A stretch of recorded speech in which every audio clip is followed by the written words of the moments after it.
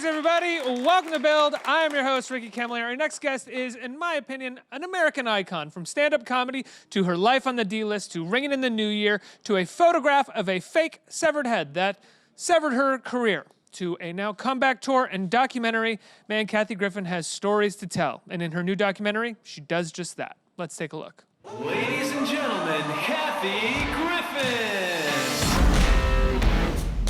The image went viral. Kathy Griffin holding a bloodied likeness of President Donald Trump's head.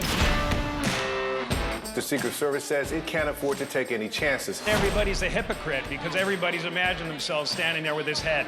At least half the country. It got so crazy, I really did start to think, I've got to make this funny. It was a freaking mask with ketchup on it. Let's be very clear. This morning, I was woken up by the FBI. Guess who was on the MAGA bombers target list? When I say I'm glad to be here, like, seriously, I was afraid. My First Amendment attorney, he said, they're considering charging you with conspiracy to assassinate the President of the United States, which holds a lifetime sentence. You didn't know that part, did you? The First Amendment is under attack, truly. If you don't stand up, you get run over. I was detained at every single airport that I went to. I was held for 6 hours. But obviously it's getting to me. Now I'm on this mission to make sure that they never, ever are allowed to do to anyone else what they did to me. Not anybody! There is no situation that doesn't need comedy. Oh, sorry about Trump. He's crazy. Fans everywhere. I'm gonna give you the tea. I'm opening the pot. I'm gonna spill some right now. About a third of the death threats that came in the old-timey mail to my house had actual real return addresses. When I would hand one of those to an FBI agent, and he goes like this, well, I will have an answer in 3 minutes. It turns out there is such a thing as bad publicity. I'm Kathy Griffin, and I never learned my lesson.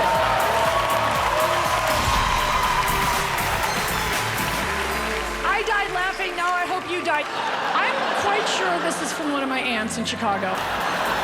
Everybody, please welcome the indestructible Kathy Griffin. Hello, everybody. Hello, AOL Bill. Hi. I Thank love you so this. much for being here. This is my second one, and I love it. It lives forever on the interweb, Yes. and I love it. Hello. How are you? I'm just fine. Stronger than ever. Yeah? Yeah, still telling my dick jokes. You know, Still making people laugh when I can. I was telling you in the green room, one of the things that I loved about this stand-up special is that all stand-up specials start with the comedian meandering around the green room Right. or whatever for 30 seconds, Meeting and then they go on celebrities, stage. Getting yeah. out of the limo. Sort of popping showing bottles. showing Yeah. what it's like backstage. Right. You start with, instead 30 seconds, about a full 20-minute documentary about what you were going through post the severed head incident. Oh, yeah, and it is gritty and raw, kids. Yeah. It was taken with what's called an iPhone, and I'm not sponsored by them. I'm just saying that I was lucky enough to make the special. I had to fund it because even though I hold the Guinness Book of World Records for more televised stand-up comedy specials than any comedian, male or female, living or dead, That's true? Wow. Yes! Congrats. Yes! That's amazing. Because, you know, chicks aren't funny. So, of course, I had to just be an asshole and be like, I'm breaking the record. And so, if nothing else, I'm prolific. And yet, I made the special, and of course, nobody would talk to me or look at a 30-second reel. I'm so toxic. And, you know, I'm a very high-ranking member of ISIS. I don't know if you're aware of that. Can I ask you a question? Do you still feel toxic at this point? Do you still feel as if you're toxic? I mean, I don't just feel... yesterday, just last night, the president was chanting, I'm send sorry, them who? back with a star. The precedent? Yeah. Remember the time he tweeted that he was the president of the United States? That shit sticks with me, okay? It's like when he called the wife Melanie. She is Melanie now and forever. Sorry, dear.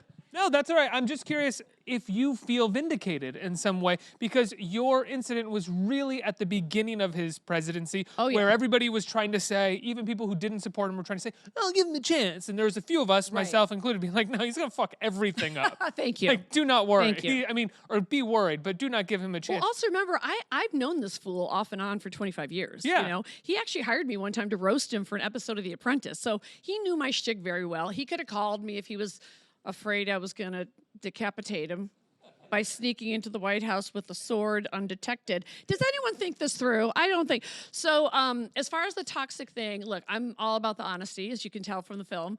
And the truth of the matter is I don't have a single day of paid work ahead of me for the rest of my life. And that scares the shit out of me. My inner Joan Rivers is like, But on the other hand, the last 2 years, I've actually been working my butt off. I did a tour around the world for the first time, meaning the picture that almost ruined me actually allowed me to tour countries, some non-English speaking countries that didn't know who I was except the crazy redhead from the picture. And I got to do the show, and the show started out as 2 hours. By Reykjavik, it was 3 hours and 40 minutes because things kept happening in the real news cycle.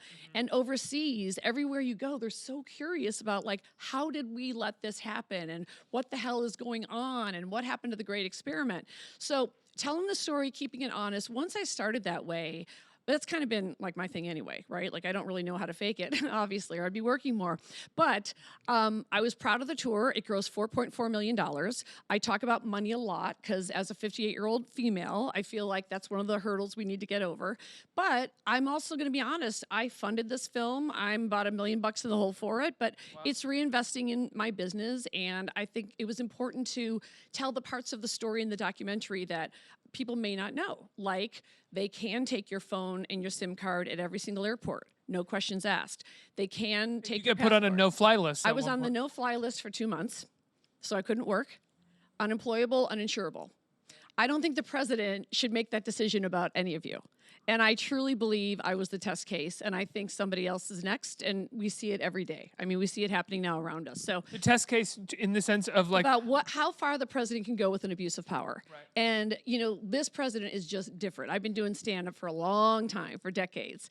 And, you know, to have my 50-city tour cut off in a 12-hour cycle because TMZ was recording my tour cancellations due to death threats show by show in real time. And then, you know, I had been told by 2 people at TMZ that Harvey Levin was speaking to the Trumps multiple times a week. And I'm like a blogger. And then the Daily Beast wrote an article about it. And so I felt very vindicated. And then, you know, all these hit pieces were coming out about me and all the rags. You know, Kathy Griffin has lupus, like things like that. Well, then AMI flipped in the Mueller report, and hopefully David Pecker will go down, and that's not even a pun.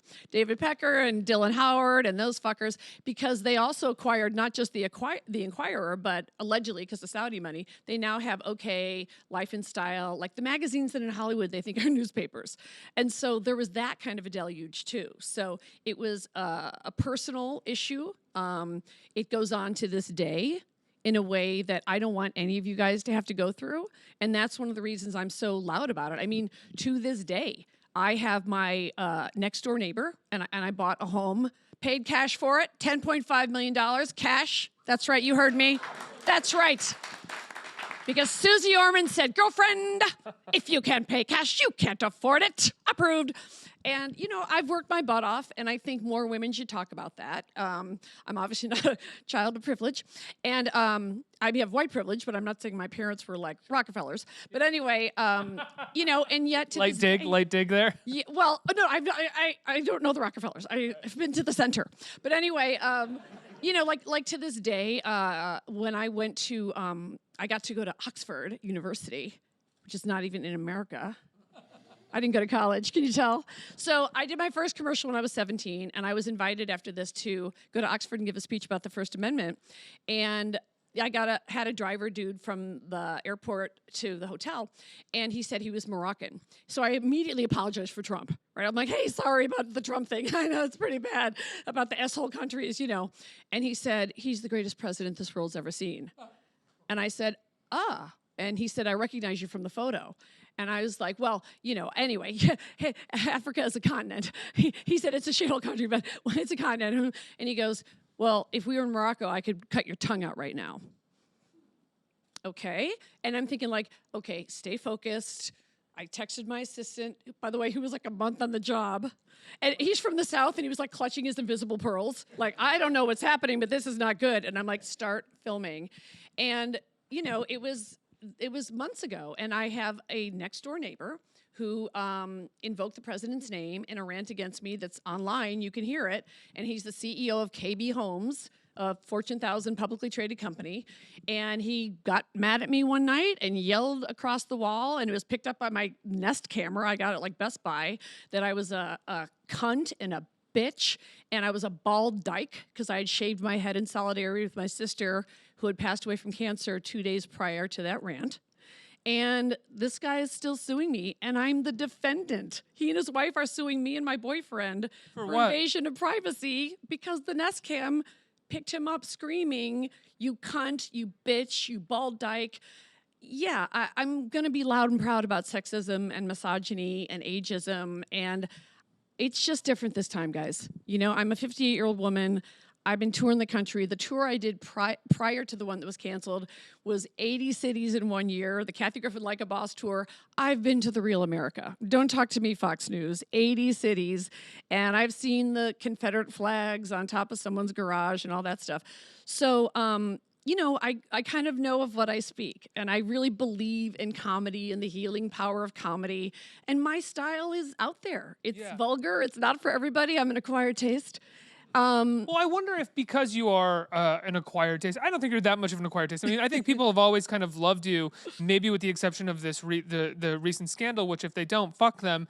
But I am kind of curious if you feel like you've sort of always in some way been an easy target. Yeah. For especially the sexist mainstream men. I've been Me Too'd and Time's Up for decades. Right. Nobody cared. And I'm not afraid to point, name names. Leslie Moonves is a piece of shit who deserves to go down. Jeff Zucker can suck my dick. He's such a coward. I mean, every time I see a picture of he and Trump, I'm like, why don't you guys blow each other? I mean, they're so alike. I can't believe he runs a global news agency. How are they alike? This is the guy that put Emerald on the air. Emerald, the sitcom. Great idea, Jeff. You know, I mean, we're in a very different time. It's not Edward R. Murrow anymore. And so I don't know why people are so afraid to state the obvious. Right. Do you feel, though, that with after you held the head up, I mean, that you were already an easy target and you were already, as you would call it, on the D list, all of a sudden, they're just, you didn't think there would be a reaction, but he found something to punch down with. Oh, yeah. I punch up. You know what I mean? When I make fun of Oprah, she's fine. She somehow has survived my jokes. I've made fun of the Kardashians and called them dirty whores for years. And they're just fine. In fact, we're actually friendly now. Almost. Well, they also lived on the other side of me, which I have to tell you was so fun to put in the film because living between the dude who's calling me a cunt and a bitch, and then on the other side, Kim and Kanye are like a dream. Like they were super nice and respectful and friendly and stuff. So it gave you a little perspective. And I feel like Kanye would really like you. I'm a free thinker. Yeah. I'm a free thinker. I call him Pablo, though, because he thinks he's Pablo Picasso sometimes, and he writes Pablo on the sleeves of his Yeezy. So whenever I see him, like I saw them at Christmas Eve, and I go, "Hey, Pobs," and he just hugged me, you know.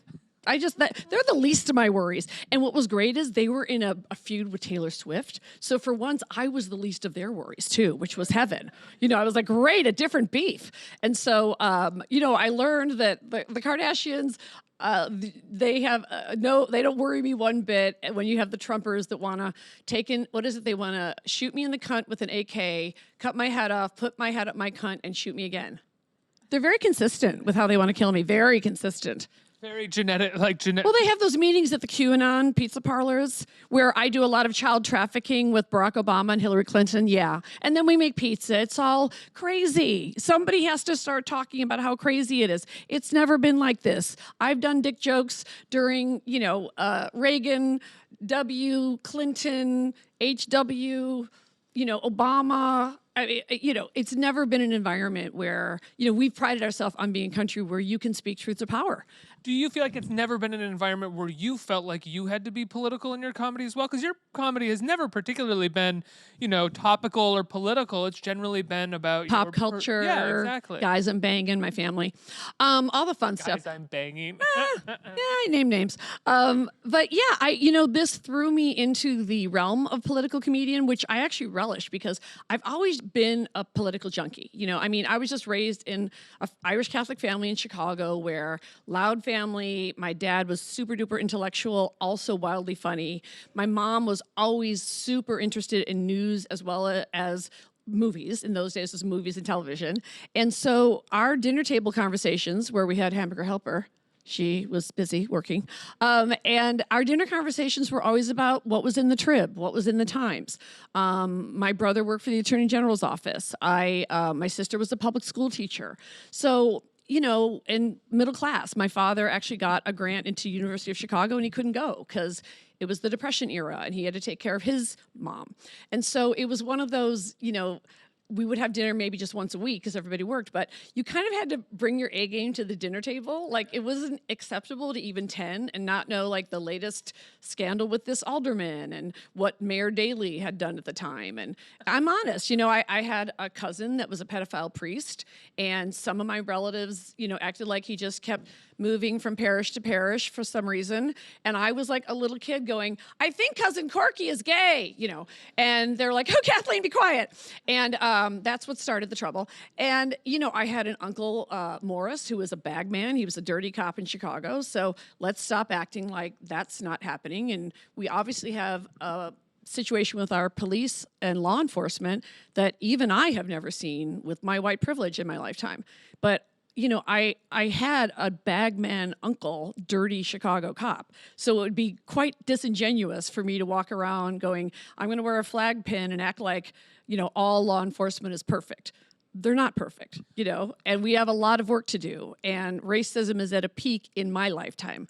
Misogyny is worse than I've ever seen it. You know, when I was a little girl and Joan Rivers finally got a shot at her own nightly network late night talker, people forget she was the last one.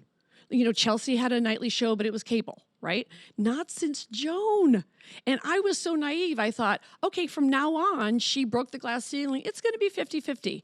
To this day, late night network, nightly late night talkers, it's still guys. Yeah. How do you think Joan would respond to this time that we're living in right now?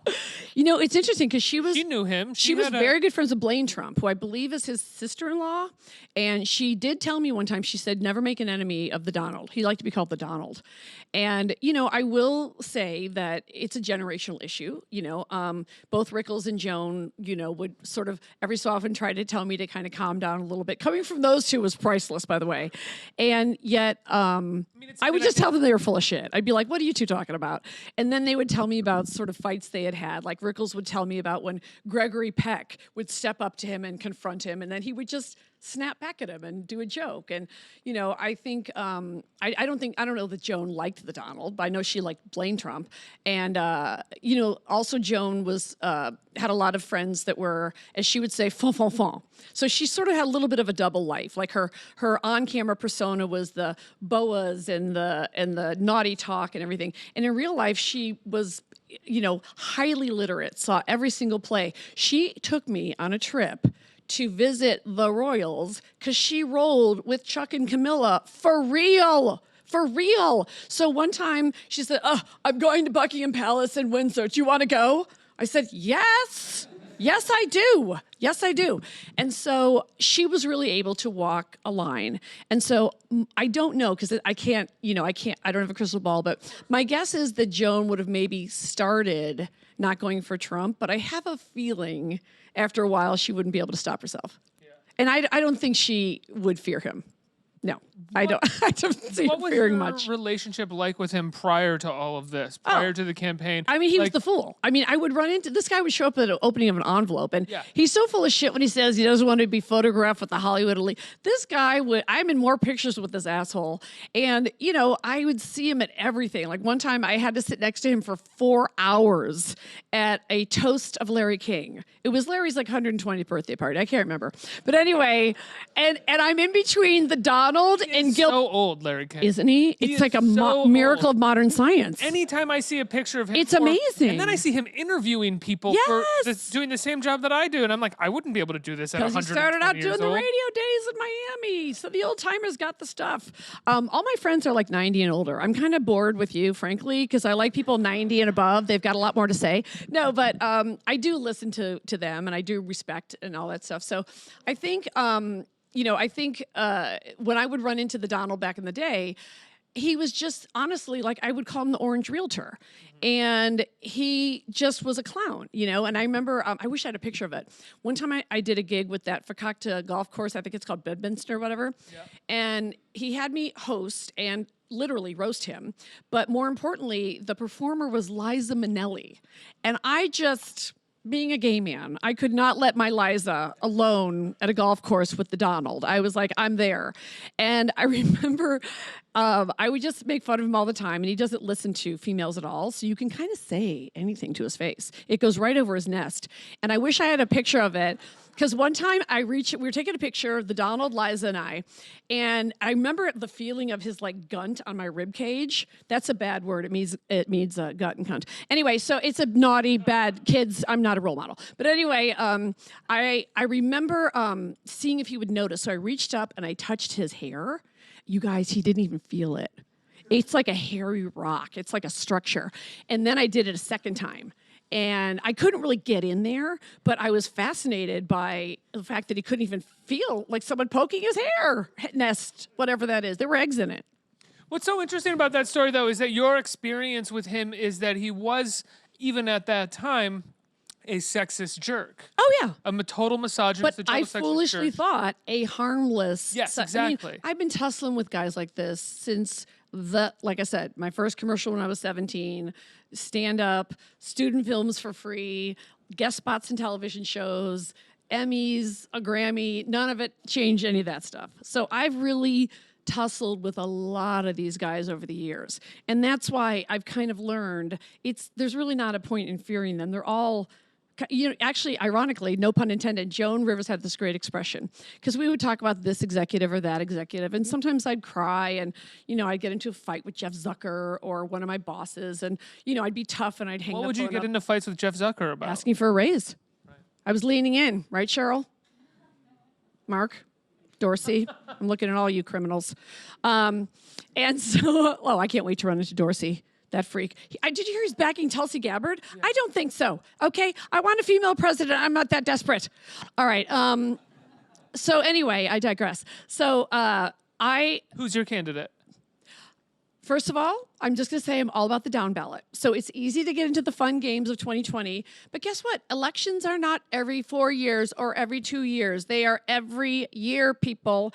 And I think the down ballot candidates affect your daily life more so than the president. So I give the example. Hold on.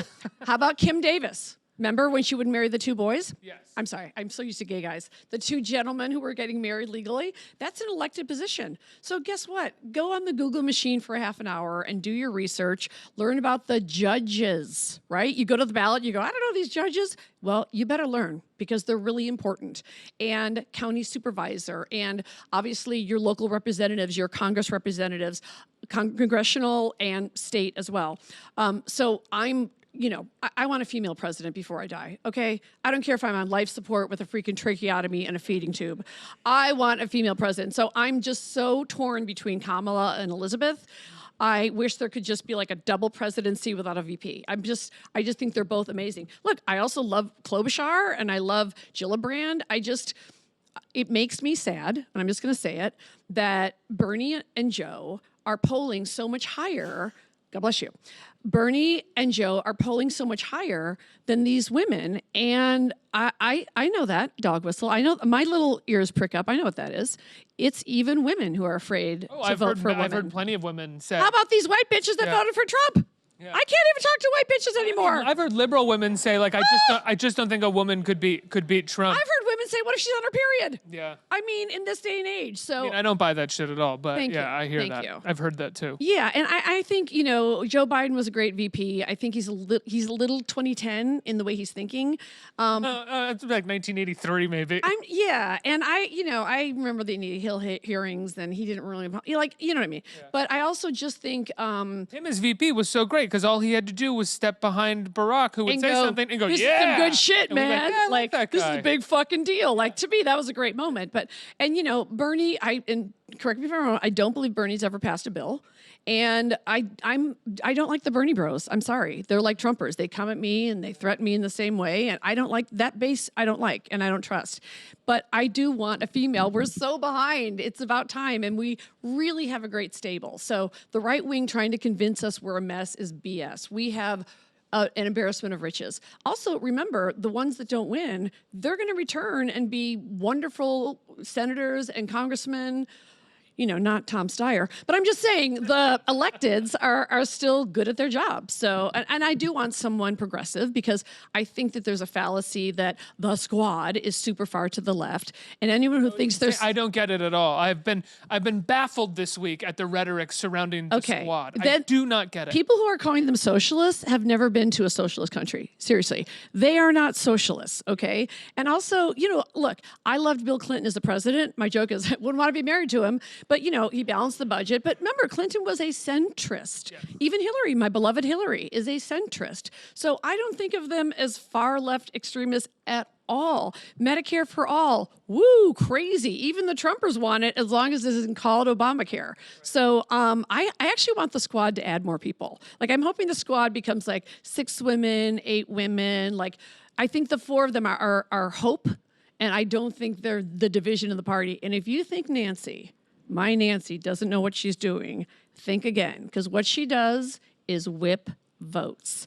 And she knows that even in our Democratic House, we don't have the votes to impeach. So we know it wouldn't pass in the Senate. She's got a plan. I'm partially with you on that. I don't know if now is the time to debate Pelosi, but the rumor mill is that she is the one who exposed all of that polling data about the squad to try to sort of limit their power within the House. Well, I also would like to think she uses the squad to get the Katie Porters. Look, I live in California. We flipped 11 Republican seats. That's rough. And we still have that idiot Kevin McCarthy. What an embarrassment. But anyway. Duncan Hunter, isn't? No, he's not. Yes. He was California? Yeah, but he just got I believe he just got indicted. Right. But you're still welcome. But still a congressman, I believe. I'm going to double check. Yeah. I could be wrong on that. I could be wrong. Sorry. But I think that the squad has also been effective in taking the Dems that just flipped a seat. And we don't want to have those seats go Republican again next time. So I think that one of her plans, in my mind, is the squad is helping move the party more toward the left. And I still think where they are is where we should be. It's long overdue that we should have Medicare for all. Yeah. It's long overdue that their tenets are just, talking to young women of all colors and saying, you are America, you are Americans. Somebody has to stand up and go, hey, Puerto Rico, you're America, okay? We can't have a president saying they're a shithole country because he doesn't know it's part of America. He doesn't care. He's as long as I've known him, he's been like aggressively stupid. Yeah. Like he's not just it's part of his a brand. dimwit. He's like Britney, like hit me one more time, stupid. Like, and I love my Britney. God love her. She's doing the best she can. I'm just saying, not a Rhodes Scholar. Have you found that since the incident with the head that the sort of MAGA hatred, the death threats have calmed a little bit?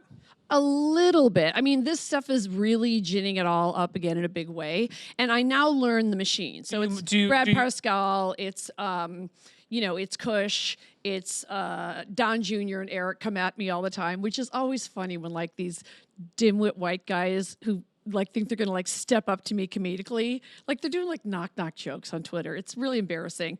And I call them Eddie Munster and date rape. And I say that with love because it's hard for me to think that any sex with a Trump is consensual.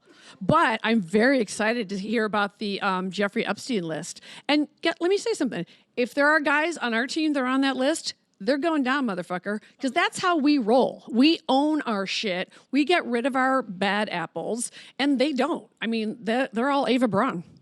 What was the hardest part about doing this special? I was fearful that it would never see the light of day. And the reason isn't even necessarily the comedy part. But like I said, I want you guys to know, you have to know your rights for real. And to be put on the no-fly list, it can happen to any one of you tomorrow.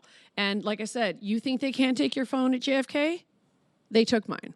You think they can't clone your SIM card? They did that. They can take your passport. They put you in a detention room, and you're not allowed to say a word. You're not allowed to ask. I've filed FOIAs. They've slow-walked every one. I still don't know what was on my passport. But to be treated like a terrorist, I just want you guys to know, I didn't break the law. I didn't violate the First Amendment in any way. Wait a minute. I sell First Amendment T-shirts on kathygriffin.com. I make tens of dollars a year from my merchandise. But really, I wanted to sell them because people don't know the actual language. And God forbid any of you posted that photo, you shouldn't have to be interrogated by the U.S. Attorney's Office and the Secret Service under oath. And I don't know what my Bob Mueller is doing with his like voluntary, you can get me for an hour. I wasn't given that choice. Yeah. It was right hand up, under oath. The investigation started without any kind of a call. Like all the guys who allegedly threatened the president, they all just got a call. Like, hey, Johnny Depp, are you serious? No, I was hammered. You know, not with me. It was, you know, and as I talk about what they were considering charging me with, is very, very serious. I'm curious, do you ever, I mean, because you bring up the T-shirts, and I think that you're absolutely sincere, but I'm wondering if you ever worry about being equated with the MAGA crowd, the MAGA grifters who are basically building a brand off of the success of Trump. And I think there are grifters as well on the left who are building a brand off of how polarizing the president is. Do you ever worry about being equated with that, or is it just, you know?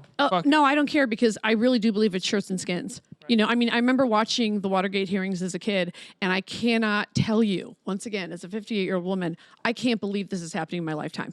Because even then, I mean, I was a little kid, but it was just the talk. There were 3 networks, but I mean, everybody was concerned about, oh my God, the Republic could actually fail. The institutions may actually fail. Look at how what today is happening. Yeah, they failed. Right. And so people are worried about my photo, but you're okay with the dead man in the Rio Grande with his arm over his dead toddler. So I will say, as time passes, a lot more people come around and sort of express that, like, you know, in light of everything they've done, your picture maybe wasn't so bad. But there are still people that have gotten even farther, like you said. And so I think we have to fight fire with fire this time. I love Mrs. Obama, and she's right. When they go low, we should go high. But we can do that in a couple years when we win. We got to play dirty for a while, guys. We're losing it all, and it's happening like that. And it's kind of, it's frightening to me, the apathy. You know, I get people that might be confused, or they maybe weren't engaged and they're learning how, or maybe they like it or maybe they don't. But you just can't afford to be apathetic, because I'm telling you, it happened to me, and you could be next. I want to go to the audience for questions, but you have a list next to you, right? I do. I'm so bad. So I'm trying to be modern. So, kids, I have a text list, and you can text me at 312-584-3787. Although most people are texting me going, this isn't even you. And I write them back, go, no, it's me. And it's like I give, like, if I'm doing a show or something like that. Or my email list is alerts@kathygriffin.com. And the reason I finally started that list is when, I mean, I'm still like technically blacklisted, although I did a pop-up show last week, and an female executive from MGM came, and she goes, what, you can't get a job? We'd love to meet with you. So I have a big meeting next week with MGM. I know, maybe I'll get a gig. So sometimes being honest works. What, like the MGM Grand? Like, oh, no, I'm still banned from the MGM Grand. Oh, okay. They all made statements that day. You know, Squatty Potty dropped me. I don't know if you heard about that. Yeah, I used to be the face of Squatty Potty. Anyway, so yeah, I do believe. How much money would you think you lost on that day, like that day? Well, I would say between the loss of income and then now like this extended civil suit with my next door neighbor, Jeffrey T. Mesger, the CEO of KB Homes, and his wife Sandra. What is KB Homes? It's a home builder. Like they're like, it's a, like, you know, like I guess they're one of those companies. They're nationwide, and you know they make homes. Yeah. I don't know. I don't have one, but I've seen the website. Anyway, but you know, because of that, honestly, it's in the hundreds of thousands, if not millions. And I don't mean to be laissez-faire about money. And so the reason I talk about it is I literally am paying the price, but I also feel so strongly about it that I wanted, you know, I had to fight so hard with a lot of dudes, a lot of male executives saying, no, the documentary stuff is too dark. And I said, just this one time, it's necessary. And there is a real message. And hopefully you'll laugh more than cry if you see this film. And then, you know, the mailing list and the email list is really what sold out my tour. So I had the promotion company, Live Nation, and they're no fan of mine anymore, because they said, well, you can't sell more than 500 tickets anywhere. Well, when I played New York, I sold out Carnegie in 12 hours. And then I got pissed because I said, well, I want to play Radio City the next night. And they said no. And so I sent a check for $250,000 to Radio City and rented it. Wow. And I played Radio City the night after Carnegie. And the audiences were fantastic. fantastic audiences. Can I say, is there a silver lining in all of this in the sense that you are now in so many ways owning and completely responsible for your own outcome and your occupation, and it doesn't feel like you were at the whim of these executives in any way? It's all about that. Yeah. It's all about that. So learning to promote my own shows, learning that if you alienate people, even the president can't stop people from buying tickets to a comedy show. I bought back my library. I bought back my Life on the D List. Nobody wants it because I'm all scary and toxic. But if anybody wants to buy it and pay me what a man would get paid, I have it. I have all my specials. I bought them back. And I've spent the last 2 years also buying back my library because it's all about ownership. And a lot of women don't know that. That's where the real money is. You know who has a bunch of money? The one executive who said, oh, Friends should be a good show, and probably took 2 meetings. He probably makes more money than, Phoebe. And so people don't know that stuff. So I like to pull the curtain back and tell them what's really going on. You mean the executive that just recently paid like $385 million to like put Friends on Warner Media instead of Netflix? I'm just saying. Which they already owned the content. Yes. They produced so it. I actually like to be transparent and let people know, especially younger people, like this is how the business works. And one thing I've learned frankly from YouTubers is a lot of the really successful YouTubers, I respect that they just DM these companies and negotiate their own deals. I don't have an agent.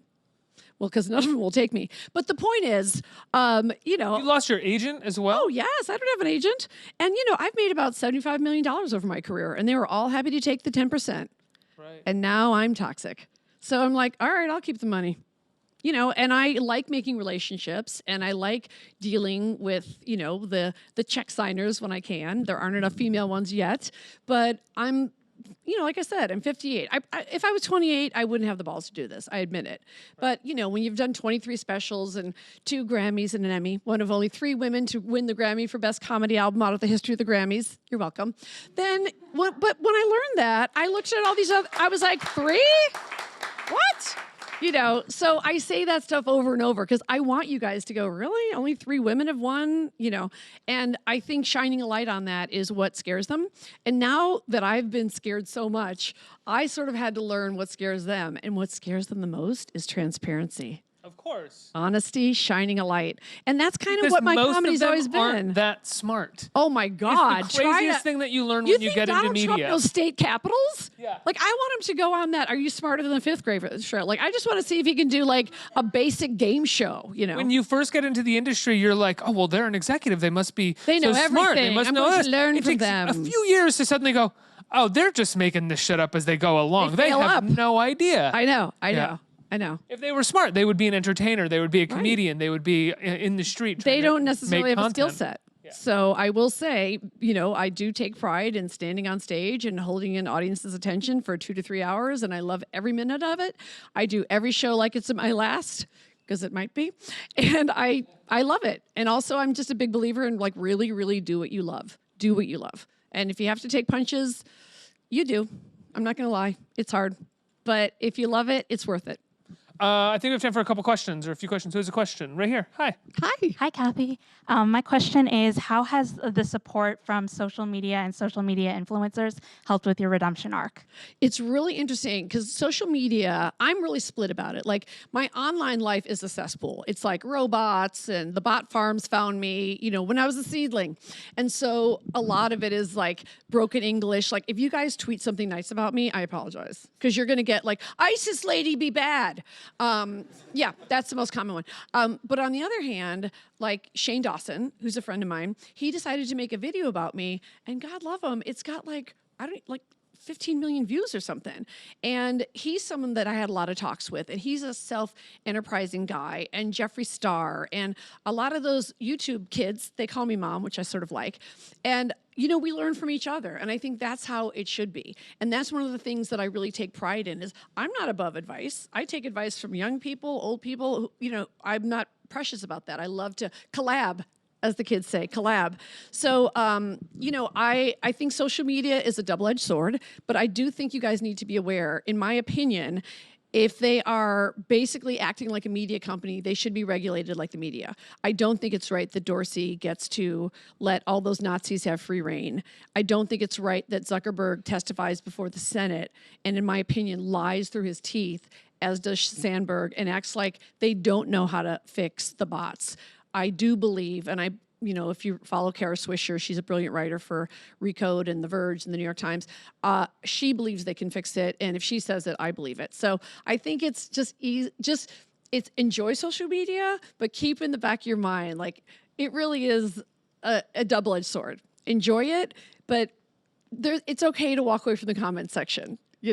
But there's also some good stuff there too. I mean, I read the Washington Post online. I get it. I don't do newspapers anymore. And sometimes social media, like a lot of the journals I follow, they'll lead me to a link to a real live article.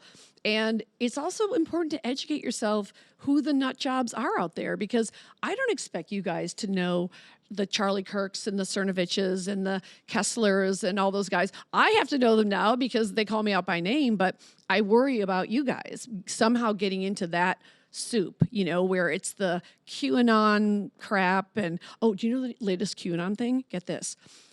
They think that JFK Jr. is going to come back from the dead as a secret Republican and run as vice president with Trump in 2020. I can't talk to those people. I can't talk. Conversation ender.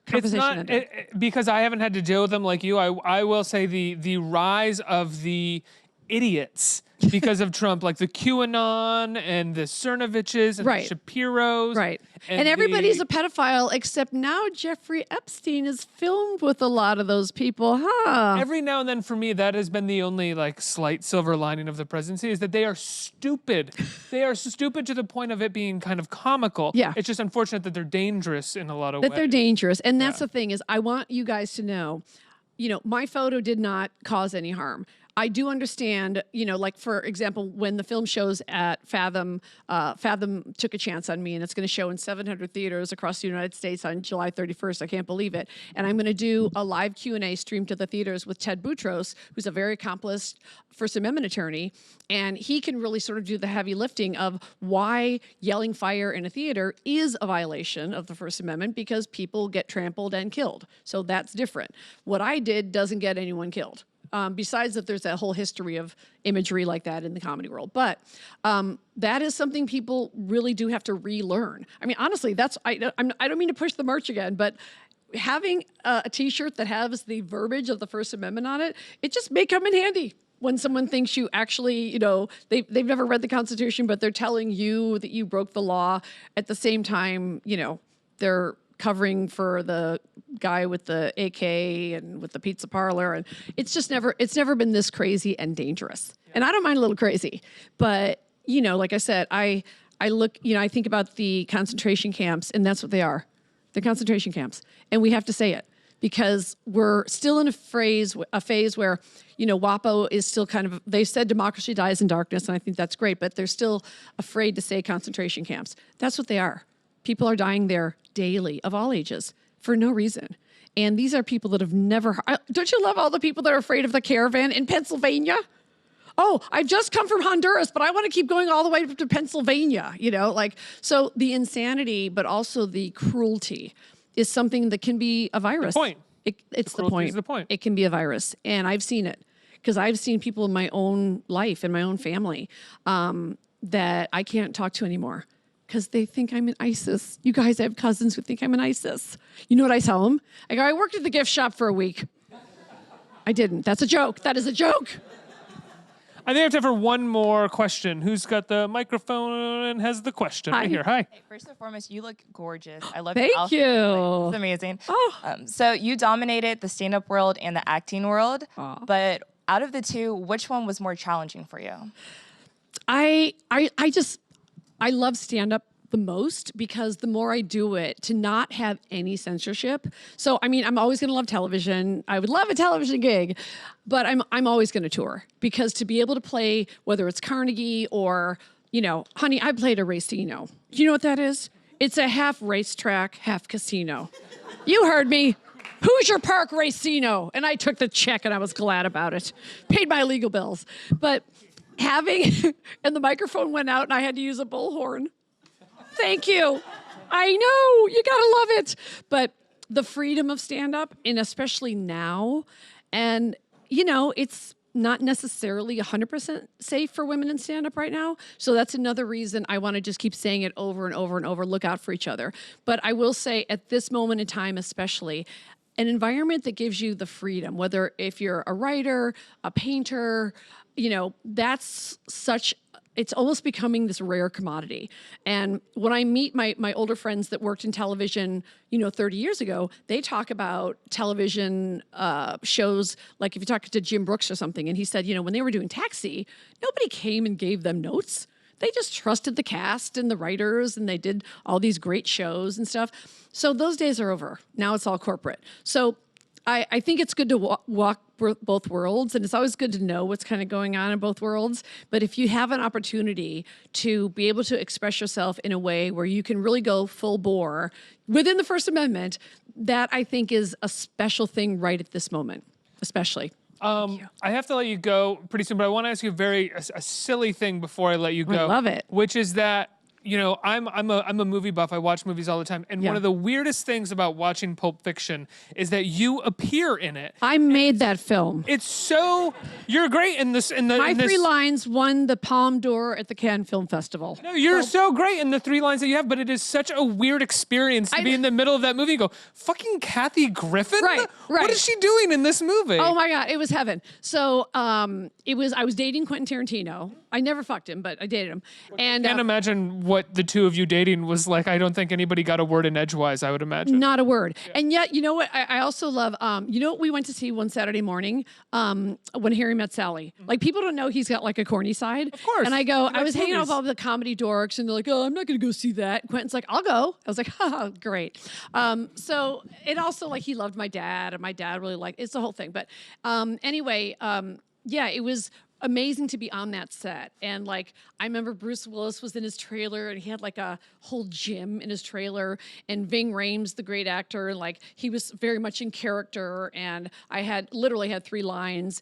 And you're not the woman who gets shot in the leg, though, right? No, that's an amazing stunt woman, and she's actually been Quentin's stunt woman for like every film. But there's a scene where Bruce is driving the car, and then Ving walks by, and Ving goes, motherfucker. Yeah. And then Bruce takes off and knocks over Ving, and when Ving wakes up, it's you. He's looking at me and 2 other. I was in the Groundlings, which is a comedy troupe in LA. You're actually in like a classic Quentin shot, right? Which is we're like looking down, and like 3 and I say people. something like, "I saw that guy. If you need somebody to testify in court, I will. He's right over there," or whatever. And so I've won a lot of film awards. I'm probably going to get the Irving Thalberg eventually, lifetime Did you keep achievement. in touch with Quentin after that? Have you guys been friends? I haven't talked to him lately. I don't like have his number or anything, but I have an affection for him because one of the things, this is a little bit off topic, but one of the things I think he took a hit for that I actually respected was when Black Lives Matter was starting, he gave a speech at one of the parks here in New York, and I'll never forget, because he's such a natural writer, he said, I cannot call that which is murder anything but murder.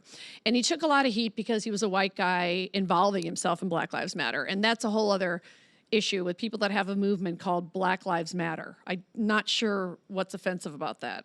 Black Lives Matter. It's pretty straightforward. But anyway, he is a true artist. I think, the Weinstein stuff kind of messed him up, and I think he has real regrets about that, and I'm not sticking up for him. Also, fuck Weinstein. Like, if I ever see that motherfucker in person, I can't wait. That's not a threat. That's a verbal hello. But the fact that guy's at like cafes on Melrose and I'm out of a gig, give me a fucking break. But what I appreciate about Quentin is he's a rare dude who took a chance on me. He put me in an episode of ER that he directed. He put me in 4 Rooms. And, that's just a big deal. I'm not like a movie person, Is it weird, though, that you have this small part in Pulp? Like, Pulp Fiction will live on forever. I mean, that's like a fun social media thing where just maybe once a month, somebody will be like, I think I saw you in Pulp Fiction. I'm like, yes, with my old nose. It's my old nose. Kathy, it's been a delight talking to you. My Thank you so much for pleasure. being here. The movie, A Hell of a Story. There are Fathom events that are happening. When is that? Go to fathomevents.com, put my name in the search engine and your zip code, and the theaters it's showing up around you will pop up. And I imagine people can find out where you're going to be touring, where you're going to be performing again. Well, soon as I do. Right. Okay. But I am doing 3 more film festivals. So tonight I'm doing, Tina Brown is doing a Q&A with me after the 51 Fest. And then I'm going to do Outfest for the Gays Under the Stars at the Ford Theater in LA. And then I'm going to do the Michael Moore Traverse City political film fest. So that'll be August 1st. And then maybe some big fancy company will buy the movie and it could be seen globally. Fingers crossed. So wish me luck. The one and only Kathy Griffin, everybody. Let's hear it. Thank you. Thank you. Thank you. Thank you. Thank you.